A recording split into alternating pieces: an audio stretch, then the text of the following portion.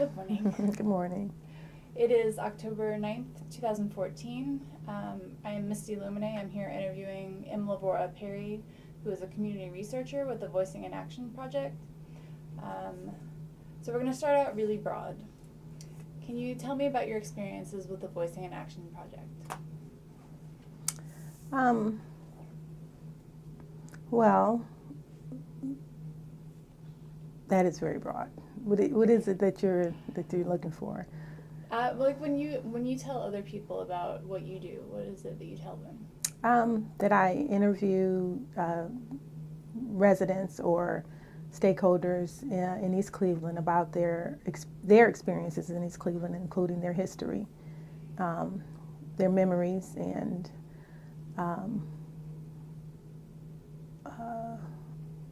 what they think about the city, and how they like the city to be, that kind of thing. And has it been enjoyable? Yeah, I've enjoyed doing it. I've learned a lot that I wouldn't have known otherwise because I'm not from East Cleveland originally. So I've been able to interview people who were here, when I wasn't.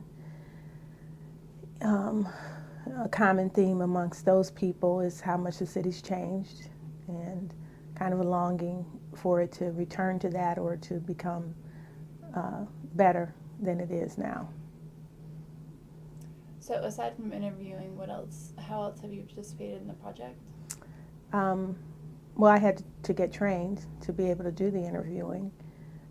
So I learned, that was a learning process in itself, how to be a live, human subject researcher, and what goes into that process, and how that process was, the history behind how that evolved to what it is today, at least at CASE, and also, I guess, nationally, what sort of, what the rules are, the criteria for doing that. Mm-hmm. So that was interesting. And then the monthly meetings?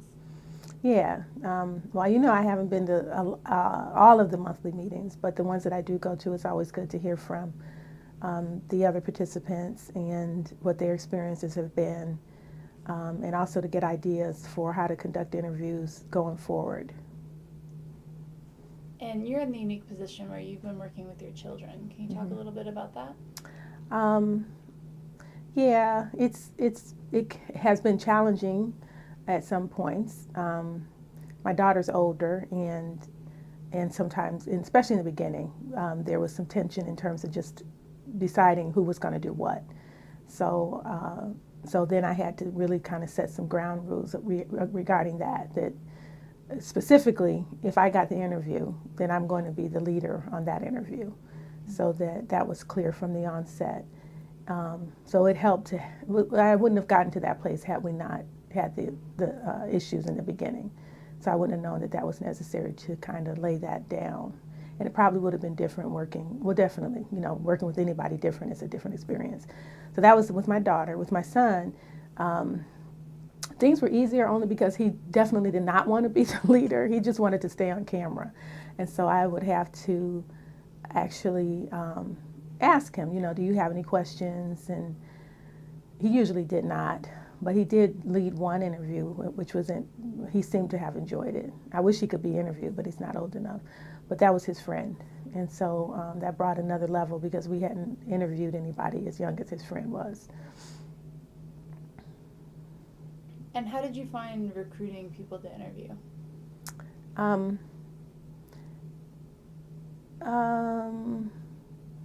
It was challenging, but as long as I persisted, I always found somebody who would agree to do it.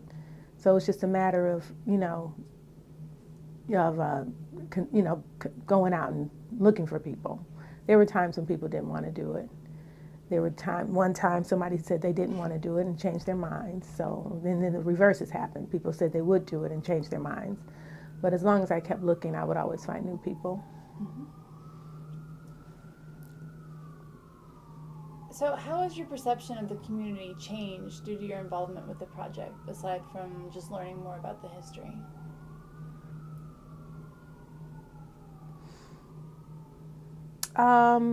I think through the process I gained a deeper understanding of how so many people really, at least the people I interviewed, I know there are people who don't feel this way, but a lot of people have a lot of pride in East Cleveland and really, even though they don't live here anymore, are nostalgic about how they grew up and the East Cleveland they used to know, and really have a deep desire to see the city rebound. So that's what I gained, is just a knowledge of this kind of real love for the city that exists. And I know you've been an activist for a while. Did this make you feel more connected to kind of activism in East Cleveland? Yeah, I would not. Certainly when I started this, I would not have described myself as an activist. I don't know that I would even describe myself as an activist now, but it did, I think the process did kind of, like I said, tap into this a deep appreciation, and again, I'm repeating myself, but this love for the city, which I already had myself, even though I'm not in even though I didn't grow up in East Cleveland. I've been here for 22 years, going on 20, it'll be 22 years in November.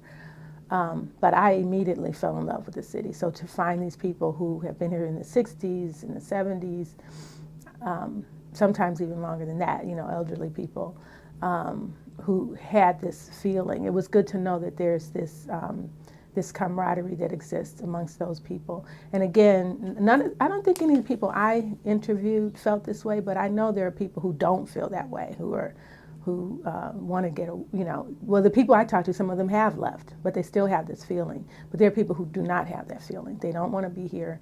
They don't like the city. But those weren't the people that I interviewed for this project. And so you are the editor of the East Cleveland Narrator. Mm-hmm. Can you talk a little bit about whether or not the Voicing in Action project influenced that project that you do now? Yes, it did. I am the publisher and the editor, so which I just say that because I actually produced the paper and I also edit it. But yeah, the Voicing in Action project didn't start me on the paper. That was something. There was another incident that was kind of the catalyst for me doing that. But what did happen was sometimes during interviews there were other questions I wanted to pursue. I would be like, I'm going to come back and interview this person, because I worked for a different newspaper, and I never, which was the Neighborhood Voice newspaper. That ended in December of 2013, and then I started my paper in May of 2014. So not very long afterwards. But there were people who I had in the back of my mind, like, I want to come back and interview them for the paper. But I never got a chance to do that. So so this to me is like an extension of that aspect of the Voicing in Action project, just being able to go at people in a little different way and get information that may not have been relevant to this project, but that I was interested in. And can you talk about how you chose the name East Cleveland Narrator? Yeah, that was that's another thing that came out of this project. There was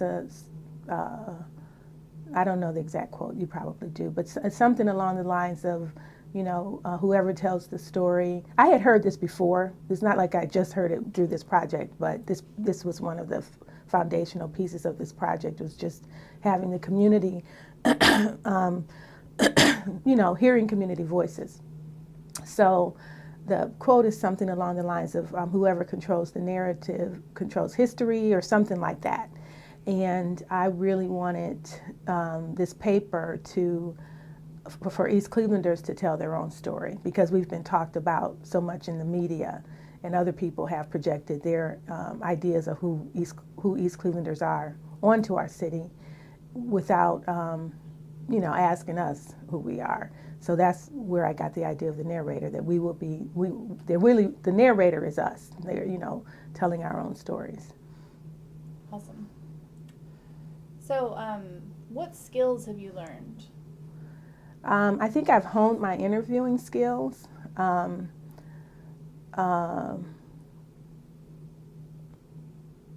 and that would be the biggest thing, and going back and getting deeper responses to questions.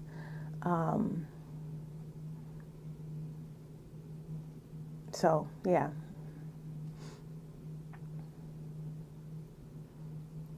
There were a couple of times when I had to re-interview, go and just to get more in depth, or answer. Sometimes I skipped questions altogether, so I had to go back and do that. So that was helpful, just, always knowing that I could do that. And what about camera skills? That's Jared. So you don't feel like you really learned the camera that Not well? very well. Not that camera. Okay.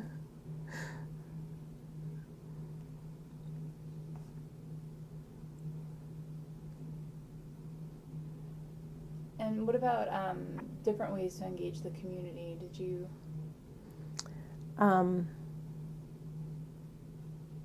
What do you mean by that? Well, I know you were at a couple of our library events, Mm-hmm.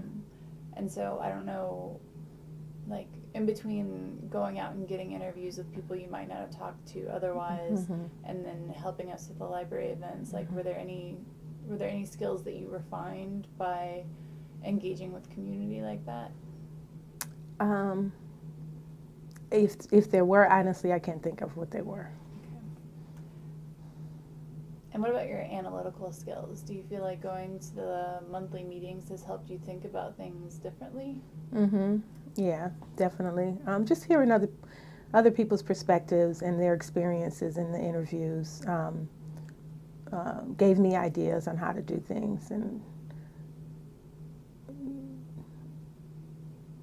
how to, and also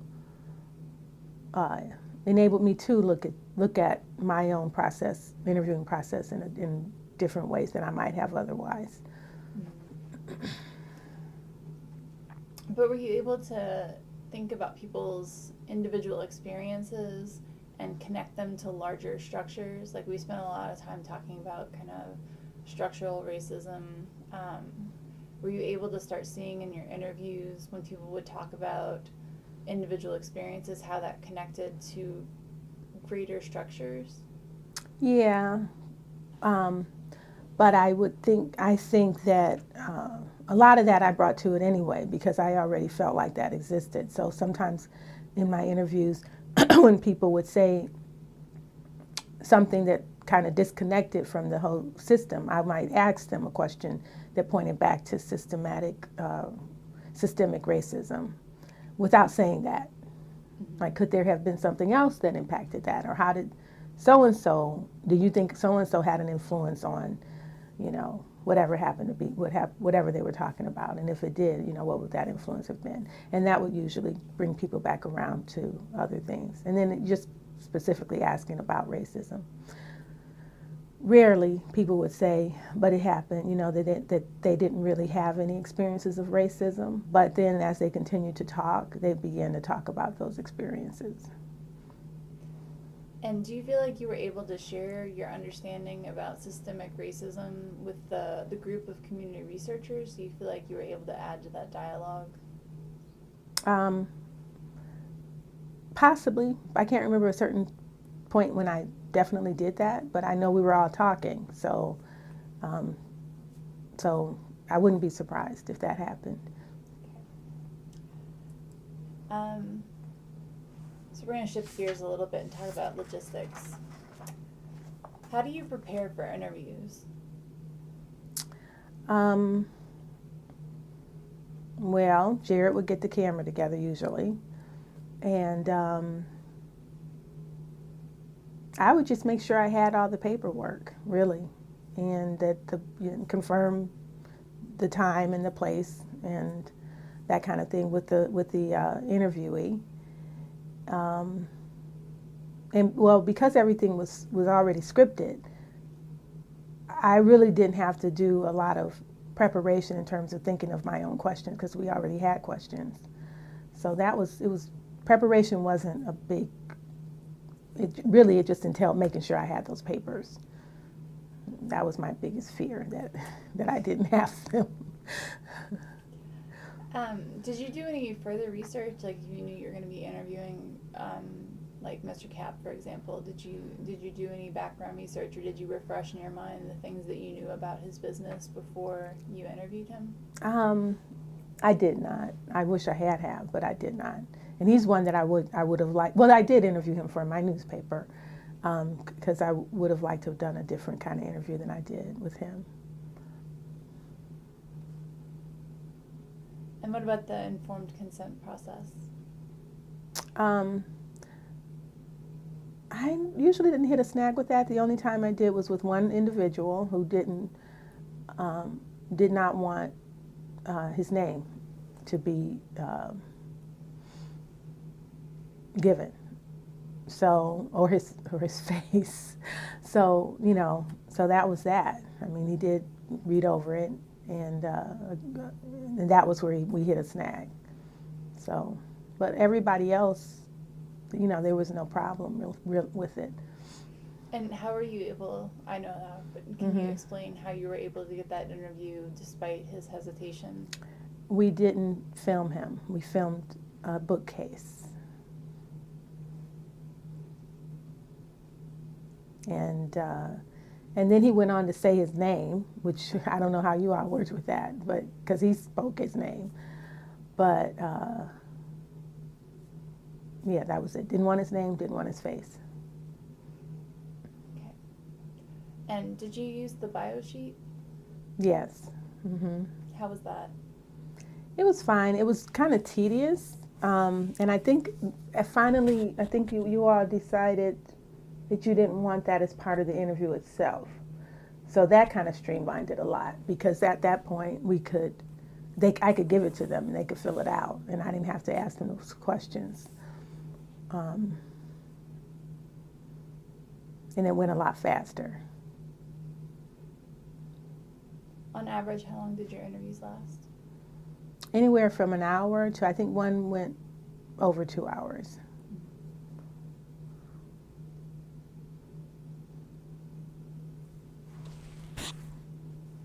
So, how does the setting of the interview impact the work? I didn't see a major difference in setting. The only thing that comes to mind is one interview took place in someone's home, and her mother was there, so her mother kind of interjected, I think, once during the interview, but that wasn't a problem. But otherwise, we've met primarily in the library, but also in people's homes, and Mr. Cap was at his business. So I never felt like the environment was a hindrance at all. And since we can't interview your son because of age limitations, did he have any challenges, like as far as lighting or getting the camera set up? A couple of times the mic wouldn't work, but he was able to figure out how to make it work.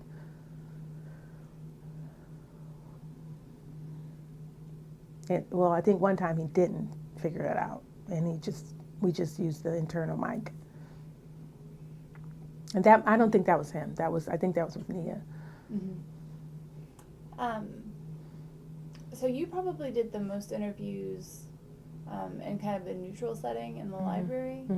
Can you think whether there was any difference between, like, did it take people longer to open up in the library than it did in their homes, or vice versa? Maybe, but I didn't really perceive it as that at the time. But looking back, perhaps. But they did open up. I think that's one of your gifts. I think you do a really good job at getting people to open up. So, thank you. What has been the most surprising and/or challenging aspect of the work?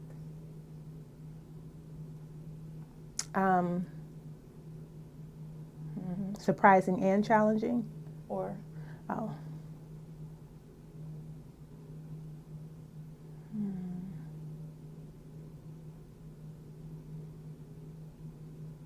I guess it's challenging to find people who will agree to do it.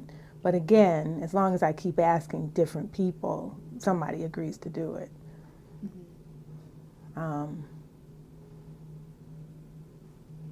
So I would say that, finding participants. So you were able to participate a lot in the beginning, and then you've been able to participate a lot as we start wrapping things up. Did you find time challenges in the middle? Like what were your expectations of the time commitment that at the beginning, and then the actual time that was required, and how did you manage different priorities for yourself? I really didn't have any expectations in terms of how much time it was going to take,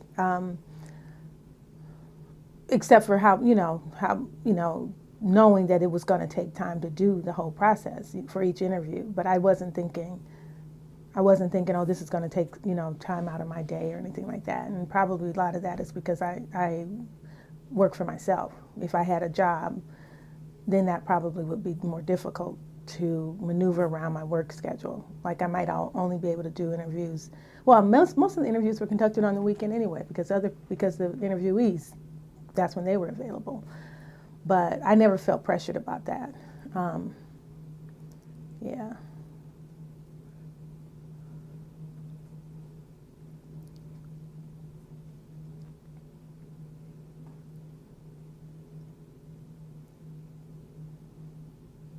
And did you feel like it was easy to return to the work after you took some time off?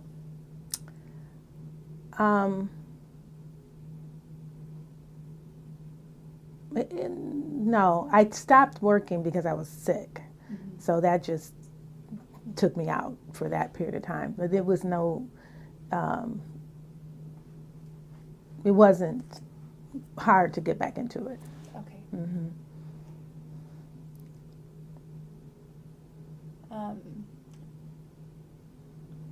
So how did what you actually do differ from what you thought you would be doing?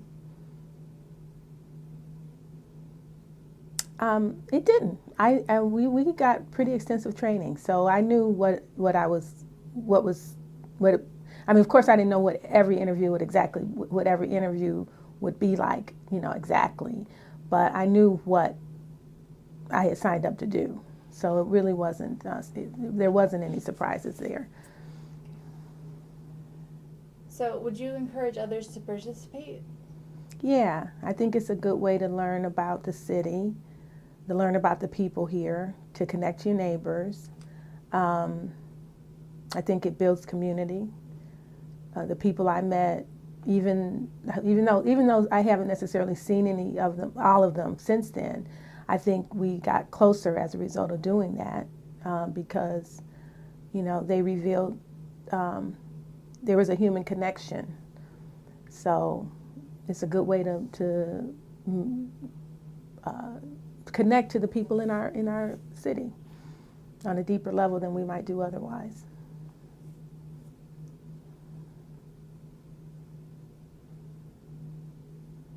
So what advice do you have for future community researchers? Practice on the camera, just in case you don't have somebody with you who can work it. Don't be like me. And really listen to the responses that you get, and I think that's, from my point of view, that's the key to having a really rich interview, is to be really interested in the person you're talking to, and that even if you're not interested at first, I think the interest comes with listening. So.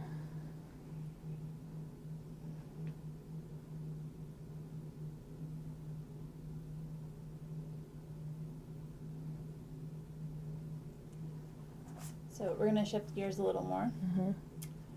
How do you define social justice?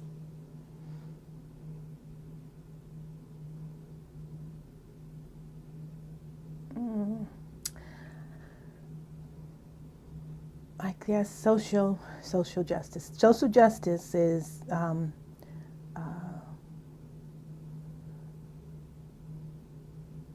actively challenging injustices that affect society.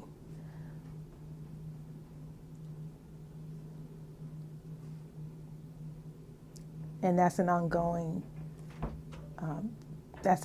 process, because I think as soon as you stop doing that, new injustices arise. And this wasn't exactly your question, but I would say that, you know, the root of injustice, I think, is a deep disrespect for others, and along with that comes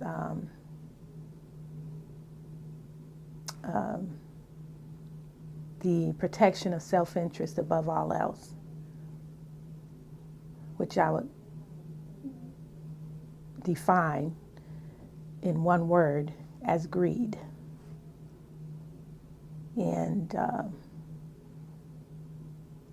I think if we look at if we pursue the injustices that exist in society to their, you know, keep digging to where they come from, that yeah, they come from this disrespect, but they come from this level of greed. And,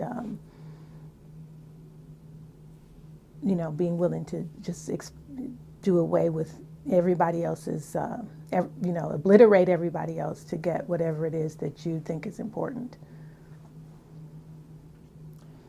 Has your definition changed because of this project? I really didn't have a definition. I really didn't think about social justice. I didn't put those two words together before this project. Not that the ideas of this project were new to me. I just never had heard of the concept. I never heard of social justice before now, before you know, being introduced to the Social Justice Institute. Do you want to pause it? Unless you want me blowing my nose on camera. Okay. So, can you explain what you've learned about social justice?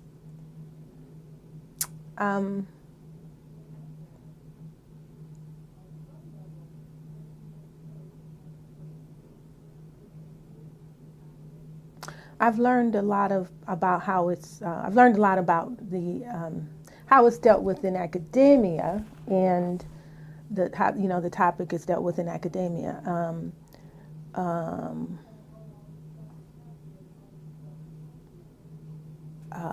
It's interesting to see the different projects that the Social Justice Institute has, you know, come up with. Some in conjunction with NOAA, the Northern Ohio. What's NOAA stand for? Northeast Ohio Alliance for Hope. Right, right.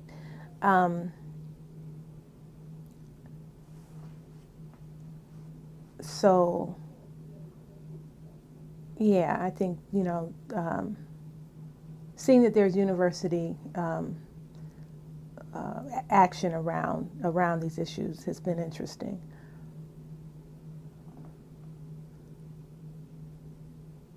What issues specifically? Systemic racism, which, you know, boils over into poverty and the, you know, poor education system, and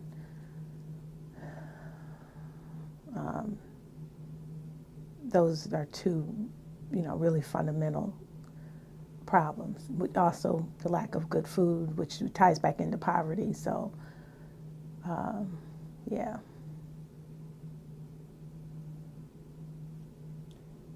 Do you think this kind of project, the Voicing in Action project, is important or useful for social justice work? Yeah, I think you can't have too much of any kind of work toward combating those problems that I just mentioned.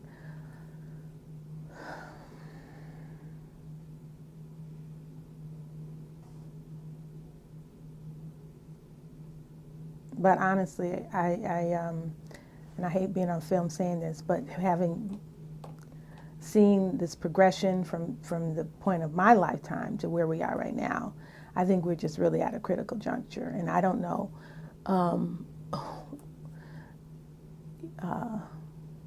unless there's some really radical change that takes place, I don't see any way out of it, because so many people the problem's huge, and too few people are engaged in trying to address it. And a lot of people are oblivious to it. So, and this isn't positive at all, but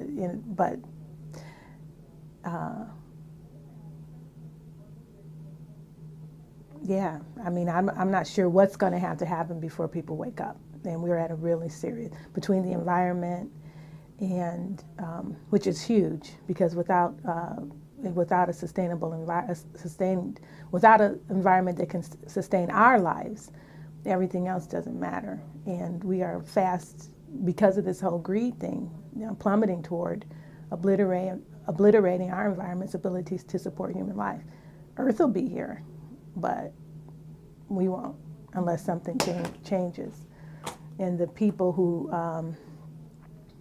could make those kind of changes on a global level are not interested in doing it, because they're only interested in profit. And the people that it's affecting, which is everybody else, there's only a small fraction of us that are trying to do something about it, and the rest of us are twerking.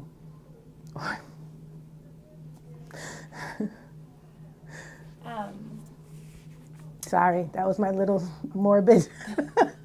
That's fine. So you said that we're at a critical juncture, that people aren't aware of the problem, that they're not paying attention to it.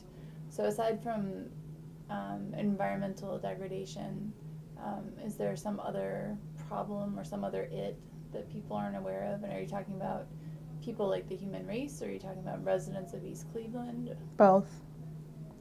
Yeah, I mentioned them. Our educational system, we've been totally dumbed down. And our children don't even know what, for the most part. I mean, there are exceptions. Kids who get to go to private schools, kids who get to go to some type of specialized public school. But most children are getting remnants of education. They're not, I mean, they can graduate. You go from, some are graduating without knowing how to read. Some are graduating without knowing basic history or geography. Not even knowing where to place themselves on a map.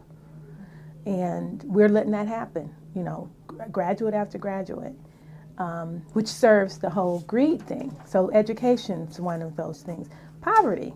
We have a lot of poor people. We got people who are dependent on handouts, lack of good food. We give away, good food, once a month at Stephanie Tubbs Jones or, at some other food center, because we can't go every day in our neighborhood in East Cleveland and just go get fresh food unless we have a car, which,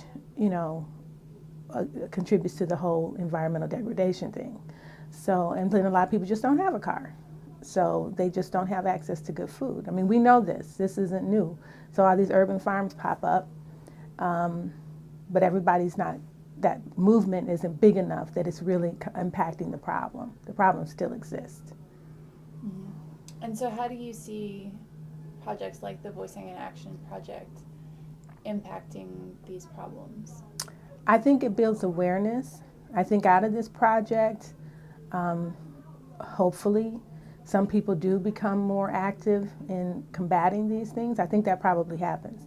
I don't know of anybody who's doing it, but I would imagine, if you expose enough people to these ideas, somebody's going to rise to the top and start being active around them. So I think that's always a good thing. The more people you can have kind of awaken to the problems and start addressing them, that's a good thing. And what about at its most basic, like just the ability to tell your own story? Like, how do you think that impacts social justice?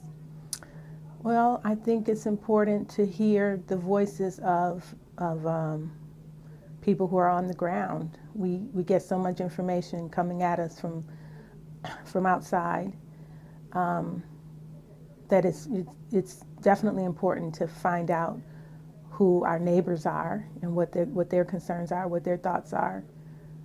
So that's a good thing.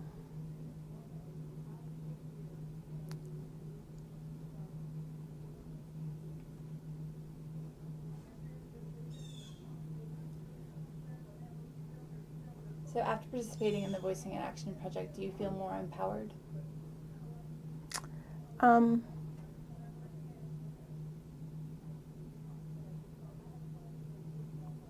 I wouldn't say empowered because I felt empowered previously, but I would say I feel more connected to the people in East Cleveland because I've met more. I've actually met them and heard their stories and shared a little bit of mine, and so I would say that I feel more connected.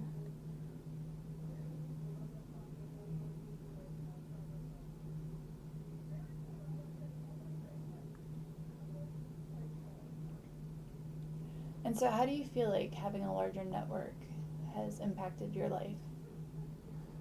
In a positive way.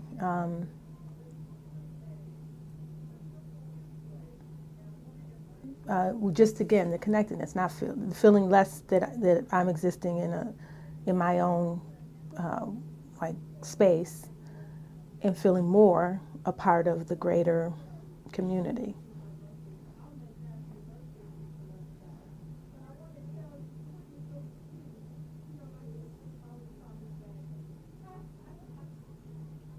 And how did you feel going to the library events, like when we were getting people to come out? That was interesting. It was interesting. It was interesting to see the videos and what people said because I hadn't, these were interviews that I mostly hadn't seen before. So, yeah.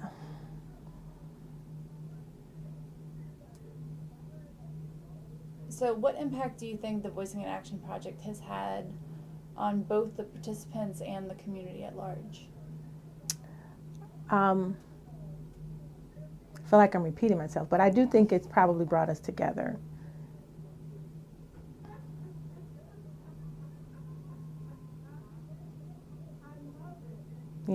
So that we're not just, so we know who our neighbors are. I am repeating myself, but I think that's really big.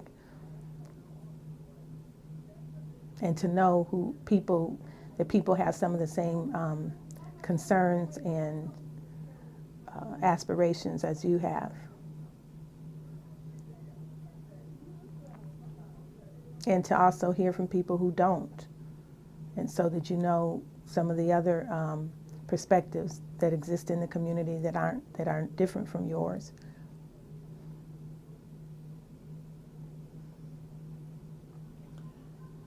So how do you feel like this has impacted the community researchers as a group?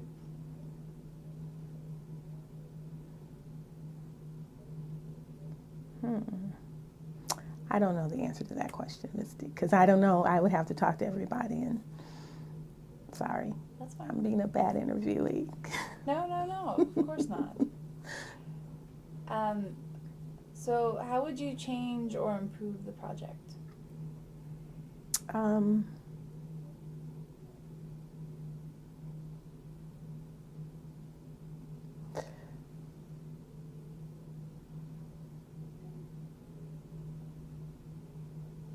Well, I think I always did this anyway, and I don't know about and I would imagine the others did too, which was to ask questions that just came out of the questions that were there. But I think I would put in more space for that, and maybe, a question like, okay, here, interview, you can ask what other question do you have? Something along those lines. And then I think I talked to you. I'm big on open-ended questions. So I think phrasing the questions in same questions, but phrasing them in such a way that I wasn't, and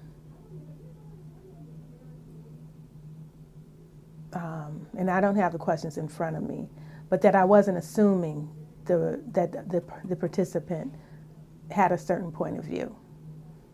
Like, and this is an example, and I don't know, I doubt it that it's exactly worded this way. How has racism impacted you? The inference there is that the person believes that racism has impacted them. So, if it were me phrasing that question, it would be more like, do you think that racism? And I know that would result in a yes or no answer. Do you think would be a yes or no answer. But from there, I can ask why, which opens up to, first of all, they have to think about why they said either yes or no, and we can go on from there. So that would be the biggest thing I would say is I prefer questions that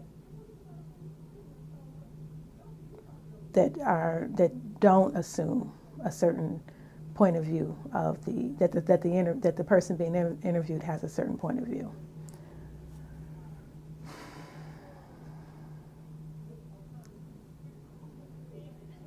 I mean, working from the point of view that I think that most of us share as far as social justice goes. Mm-hmm. I think that most of us believe that race or racism has impacted all of us, regardless Mm-hmm. of what our race is. So there are ways that racism has impacted me that I might not, prior to this work, that I might not have thought about the benefits that I get from white privilege, Mm-hmm. but it is a way that racism impacts me. Right. So I think that I hear what you're saying, and I think it's a point that we want to think about. Mm-hmm. But I also don't think it's necessarily an invalid assumption that everyone has experienced racism in some way. That's not what I'm saying. I'm not saying it's not an invalid. I agree with you that everybody has. Mm. What I'm saying is the person being interviewed may not think so. And if I Okay. phrase the question as in how has it impacted you, that prevents me from hearing them say, it hasn't. Which allows me to say, well, why do you think it hasn't? It also allows me to begin to ask questions around that. Well, in such and such situation, what would you call that if you don't call it racism? It just opens up to a lot more based on what they said versus me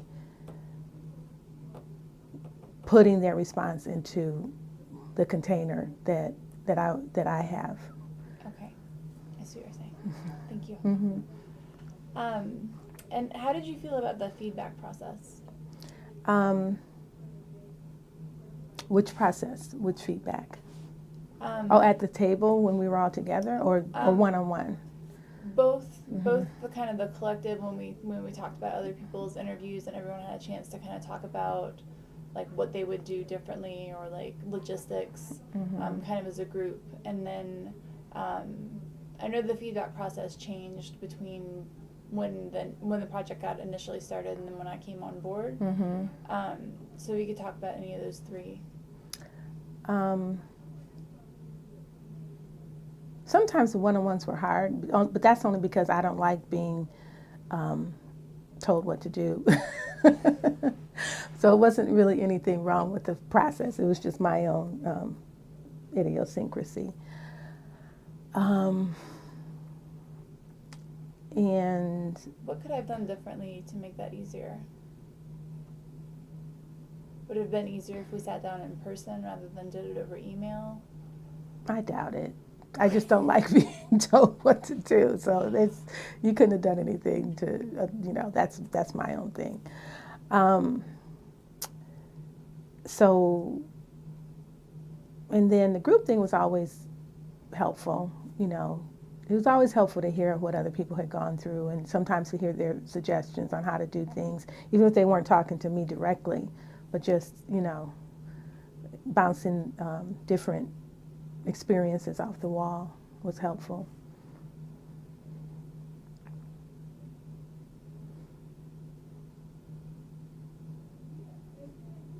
That's why I clash with my daughter. I don't like being told what to do. She doesn't like being told to do, and I'm the mom. So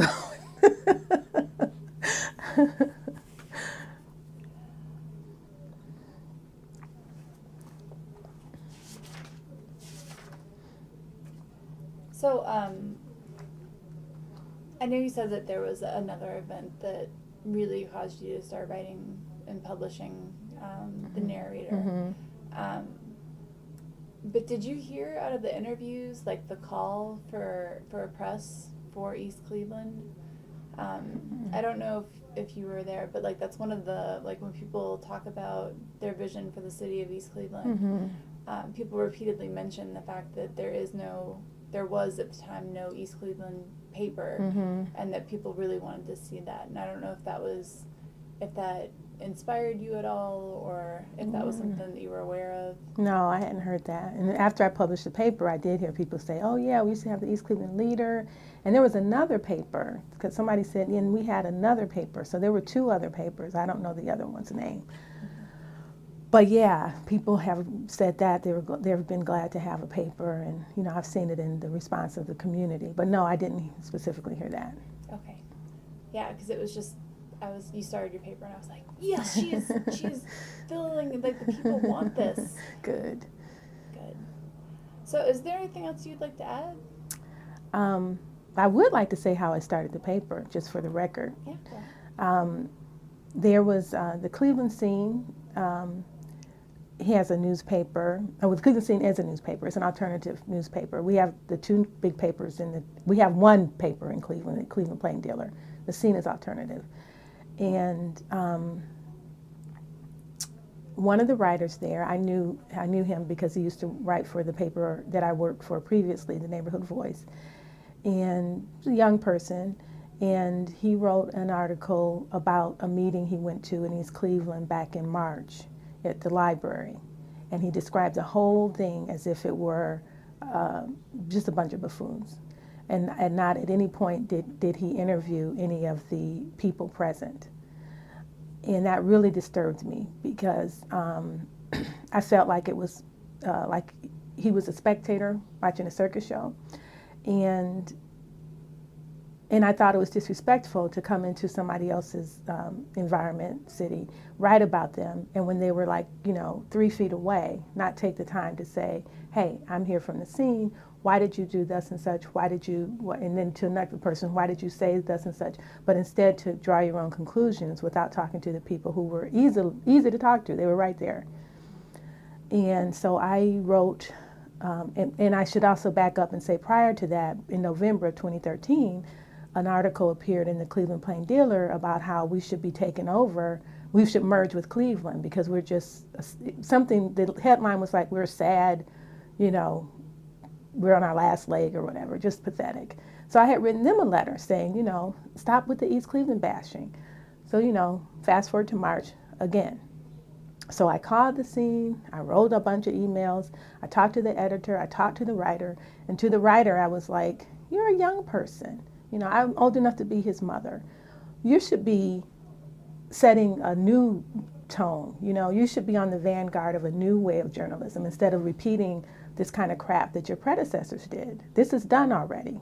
We've heard this narrative. And so they ended up doing a feature. The editor told me he was going to do a feature anyway on East Cleveland. And they put a big chunk of what I had written in the email in that. But still, it ended negatively. The whole thing ended negatively again. And I just felt like, I can write as many emails as I want. They're going to keep on doing this. And that's when I decided, I'll start my own paper. And that's really what happened. Well, I know everyone in the community appreciates that it's there. There's a sense of pride and ownership in it that I hear from people in the city. Oh, so. Good. Yeah. Right. Anything else? That's it. Okay. Well, thank you very much. Can I show a picture? Since this is for Yes. the end. This is for posterity. So this is the latest edition of the East Cleveland Narrator. All right. Hold it for 10 seconds.